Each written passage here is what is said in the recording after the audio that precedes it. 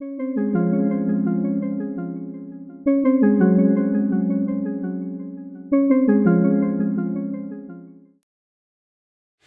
these questions on incremental or radical innovations, on conditions for more dynamic development, will be part of what we will discuss this morning. And what are the policy risks? What are the market risks? Can we harmonize policy risks to market risks, et cetera, et cetera? I'm just working on a paper with some colleagues, and I thought it would be relevant for this audience, is we're writing a paper on missing perspectives on energy innovation, especially focused on social science perspectives that are not included right now. So some of them are incentives and bureaucracies. What happens if government R&D allocation is done based on risk aversion and with principal agent problems and may not reflect the societal benefits that might be at stake?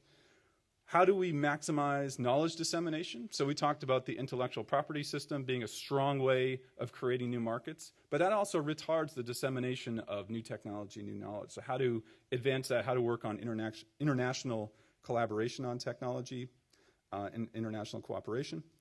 The credibility of policy targets I've mentioned. Public attitudes to novel technologies. So that's something that's not been in a lot of models, but partly explains why some technologies get adopted and why some technologies do not get adopted. Incorporating some of those ideas earlier in the innovation process could make these government investments more effective.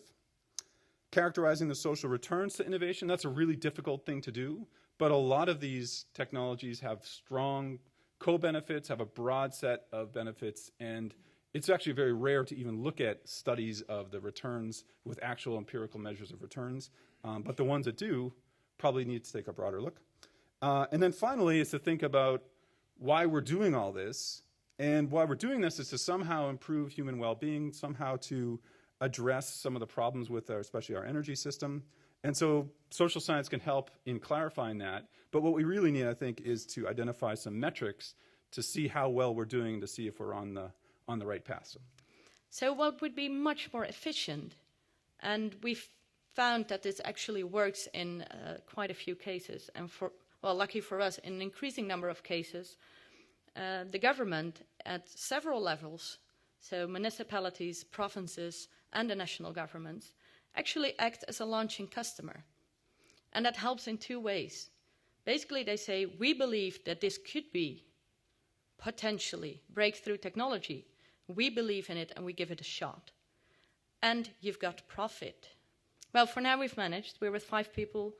We got our first products to the market. And it turns out that more and more people start believing that we could actually bring this breakthrough technology to the market. And that we might actually turn 15% of the wetlands worldwide into electricity plants to generate all the electricity we need. Thank you. Then we have the private sector dilemma. Do we innovate early, or do we wait for regulatory certainty?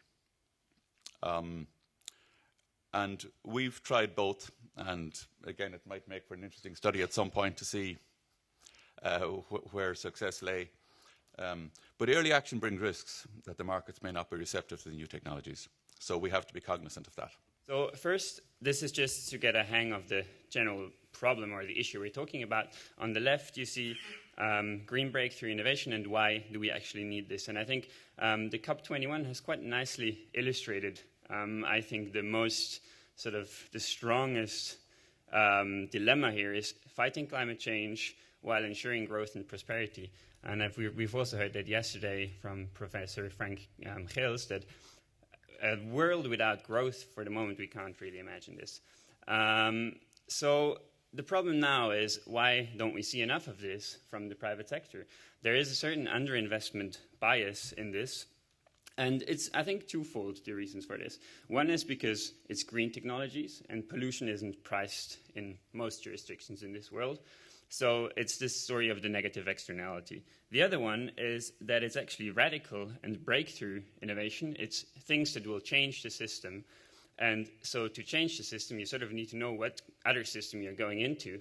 And then there's this whole story of policy uncertainty and not knowing in what environment your new innovation will actually be then. We need constant evaluation. maybe the second to last point is also important. Governments should somehow find ways to participate in successful ventures and not only bear the costs of the failed ones that they supported. Some equity participation, perhaps. The design of environmental policy, I've mentioned before. Some tougher ones, if we do increase and reallocate R&D, do we decrease it somewhere else? How do we do it? How do we define a sunset clause? That is to say, how do we define what time the government stops supporting an innovative firm? And the last point maybe is one of the toughest ones, that the finance barriers are very, very high for new firms, and lowering them would somehow require internationally coordinated policies and credible policies, and I think that's where we have to move, and COP21 probably was the first step. This discussion is a second step, and we hope we get there.